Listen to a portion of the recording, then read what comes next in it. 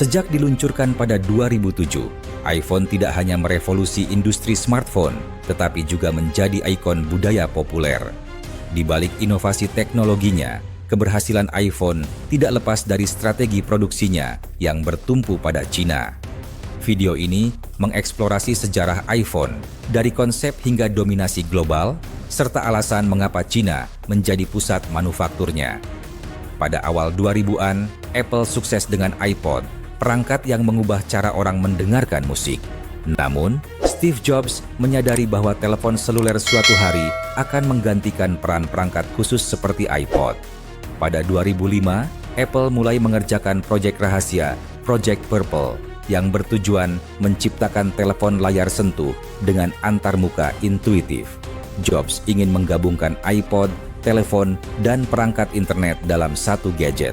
iPhone generasi pertama, 2007. Lahirnya era baru.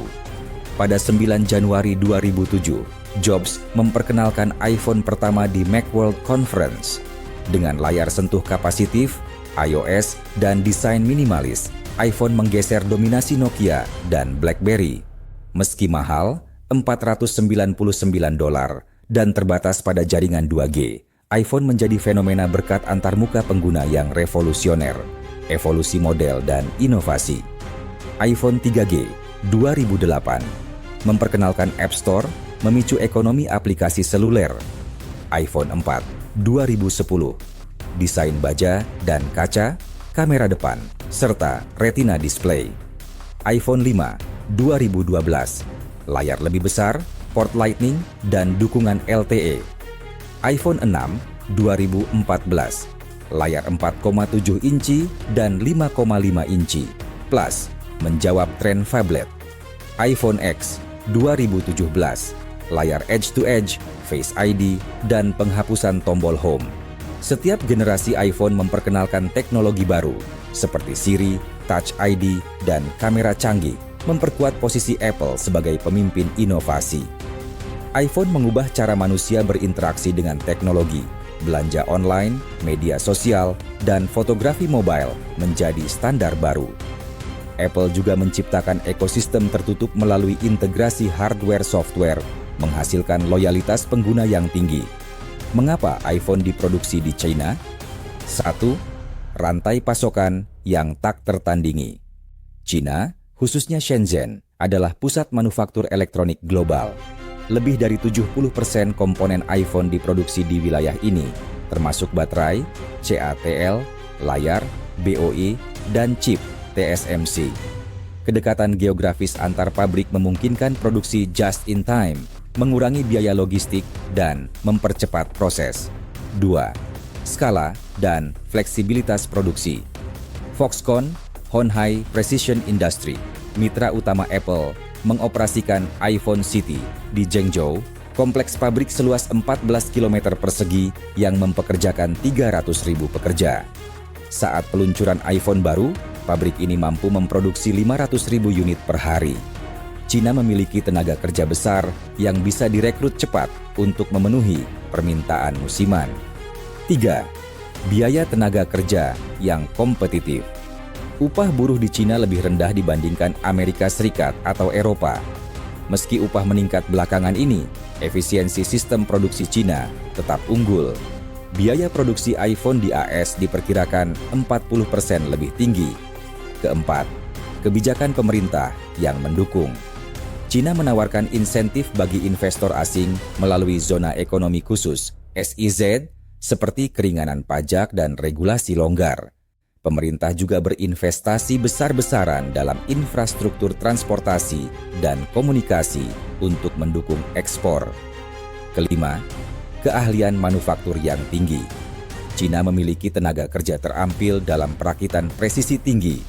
Foxconn, misalnya, melatih pekerja secara intensif untuk merakit komponen mikro seperti chip A-series dan sensor Face ID yang membutuhkan ketelitian tingkat nano. 6. Timing historis. Ketika iPhone pertama dirilis, 2007, China telah menjadi pabrik dunia setelah bergabung dengan WTO 2001. Apple memanfaatkan infrastruktur dan keahlian yang telah mapan, alih-alih membangun dari nol di negara lain. tantangan dan kritik. Isu tenaga kerja. Foxconn kerap dikritik karena jam kerja panjang, upah rendah, dan kondisi kerja keras. Insiden seperti gelombang bunuh diri pekerja 2010 memaksa Apple memberlakukan audit ketat. Meski kondisi membaik, isu ini tetap menjadi noda dalam cerita sukses iPhone. Ketergantungan pada Cina. Ketegangan Amerika Serikat-Cina seperti perang dagang era Trump mengancam stabilitas pasokan. Apple mulai mendiversifikasi produksi ke India dan Vietnam, tetapi Cina masih memproduksi 90% iPhone pada 2023. Pergeseran ini lambat karena kompleksitas rantai pasokan. Berikut analisis mengapa Apple mulai memindahkan sebagian produksi iPhone ke India dan Vietnam, serta faktor strategis di balik keputusan ini. 1. Mengurangi ketergantungan pada Cina, diversifikasi rantai pasokan. Risiko geopolitik, ketegangan AS-Cina, seperti perang dagang Trump dan sanksi teknologi, membuat Apple sadar akan risiko bergantung pada satu negara. Cina juga dianggap lawan strategis AS-Cina, sehingga diversifikasi produksi menjadi langkah antisipasi. Lockdown COVID-19 di Cina. Kebijakan Zero COVID Cina 2020-2022 mengganggu produksi iPhone di Zhengzhou, basis Foxconn, menyebabkan penundaan pengiriman global. Apple kehilangan sekitar $1 miliar per minggu selama lockdown 2022. 2. India, pasar potensial and insentif pemerintah. Akses ke pasar lokal yang besar. India adalah pasar smartphone terbesar kedua di dunia setelah China, tetapi iPhone hanya menguasai 5% pangsa pasar 2023 karena harga tinggi. Dengan memproduksi di India, Apple bisa menghindari tarif impor 20% yang diterapkan India pada smartphone impor, menurunkan harga jual iPhone melalui produksi lokal, misalnya iPhone 15 diproduksi di Tamil Nadu, bersaing dengan merek Cina, Xiaomi, Oppo, yang mendominasi pasar India. Program Made in India. Pemerintah India menawarkan insentif melalui Production Linked Incentive (PLI) untuk menarik perusahaan asing. Apple mendapat subsidi sekitar $1 miliar 2020 sampai 2025 jika memenuhi target produksi. Foxconn, Wistron, dan Pegatron, mitra Apple, telah berinvestasi di pabrik di Karnataka, Tamil Nadu, dan Telangana. Strategi jangka panjang.